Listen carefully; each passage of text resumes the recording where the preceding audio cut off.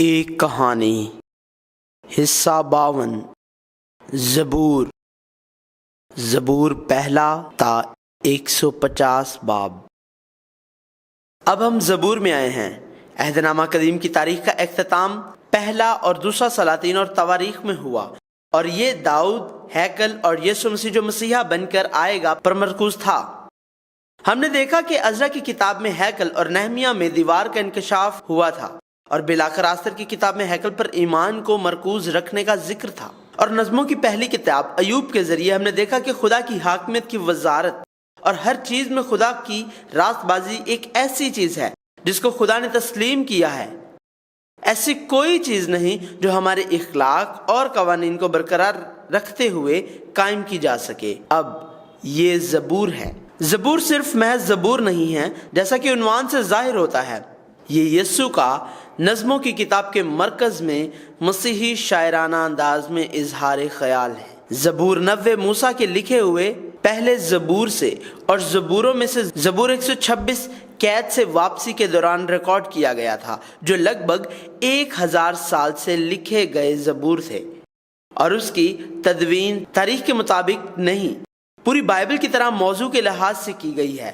لہٰذا زبور کو اسی ترتیب سے پڑھتے ہوئے جس طرح سے مرتب کیا گیا تھا، ہم خدا سے ذریعہ اور زبور کے ذریعے ظاہر ہونے والے یسوع مسیح آنے والے مسیحا کی زندگی کو جان سکتے ہیں۔ بائبل بتاتی ہے، اس نے ان سے کہا، یہ میری وہ باتیں ہیں جو میں نے تم سے اس وقت کہی تھیں جب تمہارے ساتھ تھا، کہ ضرور ہے کہ جتنی باتیں موسیٰ کی توریت اور نبیوں کے صحیفوں اور زبور میں میری بابت لکھی ہیں پوری ہوں۔ زبور کی تقسیم۔ زبور کو 5 جلدوں میں تقسیم کیا گیا ہے۔ جلد اول میں 41 زبور ہیں، پہلے زبور سے لے کر 41 زبور تک، جن میں سے زبور 1 اور 2 کو پورے زبور کے تعارف کے طور پر دیکھا جا سکتا ہے۔ جلد 2 میں 31 زبور ہیں، 42 زبور سے 52 زبور تک۔ جلد 3 17 زبوروں پر مشتمل ہے، جس میں 73 زبور سے 89 زبور تک۔ جلد 4 میں 17 زبور ہیں، 90 زبور سے لے کر 106 زبور تک۔ جلد 5 میں 44 زبور ہیں، 107 زبور سے لے کر 150 زبور تک۔ ہر جلد کو اس کے مندرجات کی خصوصیات کے مطابق تحریر اور تدوین کیا گیا تھا، اور اگرچہ ہر جلد اپنی خصوصیات کے ساتھ لکھی گئی ہے، پر ہر جلد کا آخری زبور ابدی خدا کی حمد کے ساتھ ختم ہوتا ہے۔ خاص طور پر زبور 150 پورا آخری زبور خدا کی حمد کے ساتھ ختم ہوتا ہے۔ آخر میں یہاں 5 کتابیں ہر ایک اپنی اپنی خصوصیات کے ساتھ ہیں، لیکن زبور ایک کتاب ہے جس کا ایک مقصد ہے۔ پہلا زبور۔ زبور ایک زبوروں کا تعارف ہے۔ زبور نویس مبارک ہے وہ آدمی سے شروع کرتا ہے، اور جیسا کہ ہم بار بار دیکھ چکے ہیں، بائبل میں مذکورہ برکات انجیل ہیں، تاہم ایک آدمی کا ذکر کرتے ہوئے انسان کے سامنے ایک یقینی مضمون شامل کیا گیا ہے۔ لہذا مبارک آدمی یہاں یسوع مسیح اور مسیحی ہیں، جنہوں نے یسوع مسیح کے ذریعے انجیل حاصل کی۔ شریر، گنہگار اور ٹھٹھا اڑانے والے وہ لوگ ہیں جو خدا کو نہیں پہچانتے ہیں اور گویا اس دنیا کے بادشاہ کی طرح رہتے ہیں۔ مبارک ہیں وہ جن کی خداوند کی شریعت میں خوشنودی ہے، اور اسی کی شریعت پر دن رات اس کا دھیان رہتا ہے، کیونکہ وہ خدا کو مزید جاننا چاہتے ہیں۔ ایسے شخص کے لیے جو کچھ وہ کرے بارور ہوگا، اور یہ خوشحالی بالکل اسی طرح ہے جیسے یوسف خدا کے ساتھ چلتے ہوئے خدا کے ساتھ زندگی گزارنے کا ذکر کرتے ہوئے اپنی تکالیف کے دوران خوشحال ہوا۔ شریر جو دنیا کی چیزوں کا پیچھا کرتے ہیں اور یہ سوچتے رہتے ہیں کہ یہ دنیا سب کچھ ہے، بوسے کی مانند ہیں جسے ہوا اڑا لے جاتی ہے، عدالت میں قائم نہ رہ سکیں گے، اور نہ صادقوں کی جماعت میں شامل ہو سکیں گے جو خدا کی طرف سے راست باز بلائے گئے، نہ کہ دنیاوی معیار کے مطابق۔ لہٰذا خدا کے فرزندوں، راست بازوں کو خدا قبول کرے گا، لیکن جو لوگ اس دنیا میں بادشاہ ہیں وہ ہلاک ہو جائیں گے۔ زبور 2۔ قوم مبارک لوگوں کے ساتھ طیش میں ہوں گی، اور لوگ باطل خیال باندھیں گے۔ دنیا کے بادشاہ اور حکمران خدا اور خدا کے مسح شدہ کے خلاف کھڑے ہوں گے۔ اس دنیا میں برکت والے کی اس طرح مذمت ہوگی اور مذاق اڑایا جائے گا اور اس کی مخالفت کی جائے گی، تاہم خدا جو حقیقی بادشاہ ہے اپنے وقت پر ہنسے گا۔ خدا اپنے بادشاہ کو بھیجے گا اور مبارک آدمی کو بتائے گا تو میرا بیٹا ہے، آج تو مجھ سے پیدا ہوا۔ غیر قومیں مبارک کی میراث بن جائیں گی اور ان کی ملکیت زمین کی انتہا تک پہنچ جائے گی۔ یسوع مسیح لوہے کا عصا ان قوموں کو توڑ دے گا اور انہیں کمہار کے برتن کی طرح چکنا چور کر ڈالے گا۔ لہٰذا دنیا کے بادشاہوں اور عدالت کرنے والوں کو خوف سے خدا کی عبادت کرنی چاہیے اور کانپتے ہوئے خوشی منانا چاہیے۔ اگر وہ اس کے بیٹے کو چومتے نہیں تو وہ اس کا غصہ پائیں گے اور ہلاک ہو جائیں گے۔ مبارک ہیں وہ جو خدا میں پناہ لیتے ہیں۔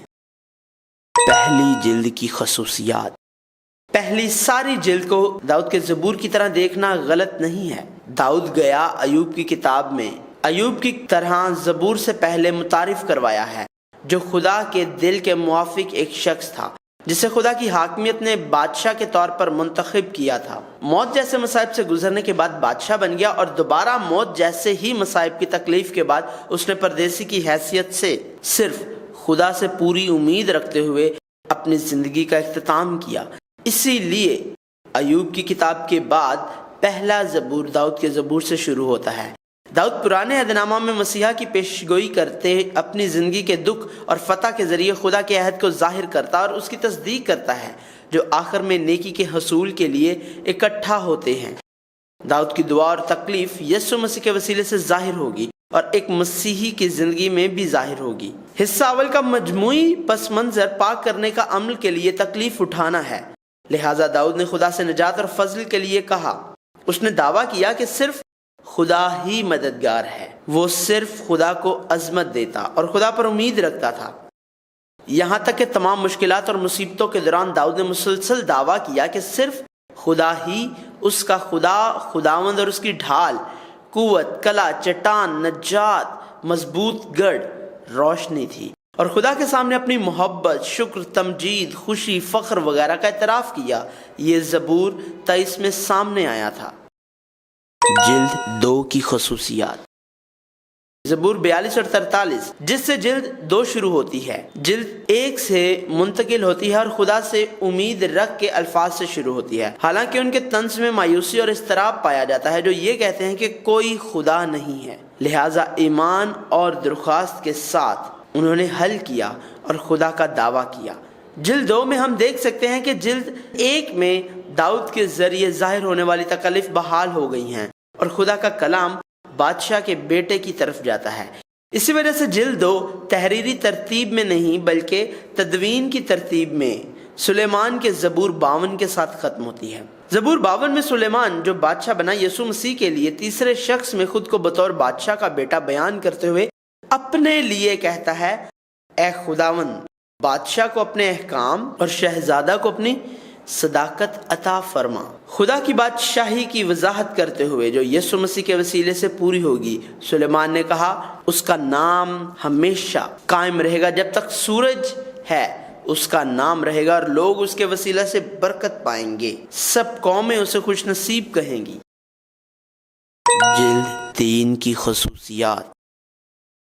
جلد 3 میں ہم دیکھ سکتے ہیں کہ ہم خدا کے عہد کے ذریعے خدا کا بیٹا بن گئے، لیکن اس بار یہ سزا کے ذریعے تکلیف کا باعث بنتا ہے۔ اگر جلد 1 بادشاہ کی حیثیت سے تکلیف سہ رہی ہے تو جلد 3 بطور ایک بادشاہ تکلیف اٹھا رہی ہے۔ تاریخی طور پر سلیمان کے بعد اسرائیلیوں کو اسیر کر لیا گیا اور ان کی بادشاہت منقطع ہو گئی۔ یہ واضح طور پر خدا کے عہد کے لوگوں کے لیے سزا تھی اور یہ اس کے نتیجہ میں تکلیف تھی۔ لہٰذا جلد 3 میں ان کی تباہی کو بطور ترک ہونا خیال کیا جاتا ہے، اور کیونکہ سوال کو مسلسل دہرایا جاتا ہے اور ایک بار پھر وہ بحالی کے لیے دعا کرتے ہیں۔ جلد 4 کی خصوصیات۔ جلد 3 میں 17 زبور ہیں اور جلد 4 میں بھی 17 زبور ہیں۔ جلد 3 میں تکلیف کی وجہ جلد 4 بتاتی ہے۔ خدا نے اس کا اعادہ کیا جو اس نے پہلے ہی ہمیں دیا ہے اور ہمیں بتایا کہ یہ ساری مصیبتیں خدا کی نااہلی سے نہیں ہیں بلکہ خدا کے لوگوں کے گناہوں سے خدا کی محبت کے طور پر دی گئی ہیں، اور وہ ان کو ضرور بحال کرے گا۔ یہ اس لیے کہ خدا اب بھی ہر چیز کا موضوع اور حکمران ہے۔ جلد 4 زبور 90 موسیٰ کے زبور سے شروع ہوتی ہے۔ موسیٰ نے خدا کا دعویٰ کرتے ہوئے کہا، ازل سے ابد تک تو ہی خدا ہے اور پھر دعا کرتا ہے، اے خداوند باز آ کب تک اور اپنے بندوں پر رحم فرما۔ جلد 4 میں معتد زبور نویس دعویٰ کرتے ہیں کہ صرف خدا ہی ان کی طاقت اور مدد ہے اور انہیں خدا سے امید ہے۔ وہ خداوند کی تعریف کرتے ہیں اور پھر شکریہ کے ساتھ اس کے حضور حاضر ہوتے ہیں۔ اور زبور 105 میں یہ ابراہیم کے ساتھ کیے ہوئے عہد، اسحاق سے کھائی قسم اور یعقوب سے ابدی عہد کی تصدیق کرتی ہے۔ جلد 5 کی خصوصیات۔ اب جلد 5 میں زبور دعویٰ کرتے ہیں کہ خدا کے عہد کے ذریعے بحال ہوئے لوگوں کی زندگی کیسی ہونی چاہیے۔ وہ لوگ جن کو اپنی مصیبت کی وجہ کا ادراک ہوا، پہلے شکر ادا کرنا ہے، دوسرا تمجید کرنا ہے۔ خاص طور پر زبور 146 سے 150 تک کے تمام زبور کی شروعات اور اختتام ہیلیلویا کے ساتھ ہوتی ہے، جن کا مطلب ہے خداوند کی تمجید کرنا۔ شکر کرنا اور تمجید ایک جیسی چیزیں ہیں۔ حقیقی شکر گزاری تمجید کرنے کی طرف جاتی ہے اور جو شکر گزار ہیں وہ تمجید کر سکتے ہیں۔ تیسرا دعا کرنا ہے۔ چوتھا خدا کا ڈر ہے۔ پانچواں صرف خدا پر انحصار کرتے رہنا ہے۔ چھٹا خدا کے کلام کو تھامے رکھنا ہے، جس سے داؤد کا زبور سمجھا جاتا ہے۔ ہمیں بتاتا ہے خدا کے لوگوں کو زندگی کی طرح خداوند کے کلام پر، جیسے خدا کا کلام ہے، احکام، آئین، ثبوت، ضابطے، قوانین، خیالات اور اس بات کے اظہار کے ساتھ ہے۔ ساتواں ہیکل کی خواہش ہے۔ زبور سیری میں درج آخری زبور ہے جب انہوں نے ابھی تک حقیقت پسندانہ بحالی نہیں دیکھی ہے، لیکن اس کے باوجود جلد 5 میں وہ خدا کی تمجید کر رہے ہیں اور شکر گزار ہیں۔ ایوب کی کتاب سے کچھ بھی بہتر نہیں ہوا ہے، لیکن ہم نے دیکھا ہے کہ توبہ کرنے والے ایوب کی مکمل بحالی آئے گی۔ اسی وجہ سے زبور کی 5ویں جلد صرف خدا کو جلال دیتی ہے، ہمارے دل کو قائم کرتی ہے اور خدا کی نجات کی امید کرتی ہے جو سب کچھ جانتا ہے۔ اب جلد اول میں یسوع مسیح کی زندگی اور مسیحی زندگی داؤد کی زندگی کے ذریعے ظاہر ہوتی ہے، اور جلد 2 میں بادشاہ کے بیٹے کے ذریعے پورے ہونے والے عہد کے بارے میں ہے۔ جلد 3 بطور بادشاہ، اس کے بیٹے اور لوگوں کی تکلیف کے بارے میں ہے، اور جلد 4 میں ہم نے تکلیف کی وجوہات اور خدا کے عہد سے ان مصائب کے دوران دوبارہ ان کی دیکھ بھال کرتے ہوئے دیکھا ہے۔ اور آخر کار جلد 5 میں ہم نے دیکھا کہ شکر کرتے، تمجید کرتے، دعا کرتے، ڈرتے ہوئے اور خدا پر جو صورتحال اور حالات کے باوجود کبھی تبدیل نہیں ہوا، انحصار کرتے ہوئے خدا کے کلام پر قائم رہنا ہے۔ زبور اور یسوع مسیح۔ زبور خاص طور پر یسوع مسیح جو مسیحا بن کر آئے گا کی زندگی اور خدمت کو ظاہر کرتے ہیں۔ 4 اناجیل کی طرح زبور مسیح کی شخصیت اور کام کے بارے میں مختلف نقطہ نظر پیش کرتے ہیں۔ بادشاہ، خادم، ابن آدم اور خدا کا بیٹا۔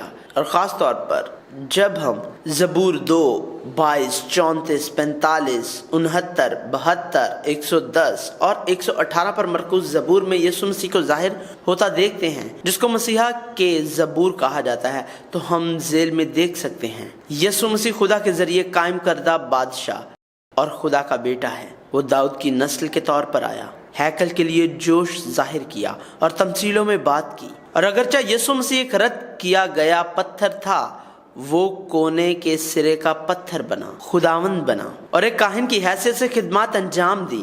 اسے ایک دوست نے دھوکہ دیا، جھوٹے گواہوں کے ذریعے بلا وجہ اس سے نفرت کی گئی، اس کے کپڑے کرہ ڈال کر بانٹ لیے گئے، اپنے دشمنوں کے لیے دعا کی، اس کے ہاتھ پاؤں میں کیل ٹھونکے گئے اور شرمندگی سہی۔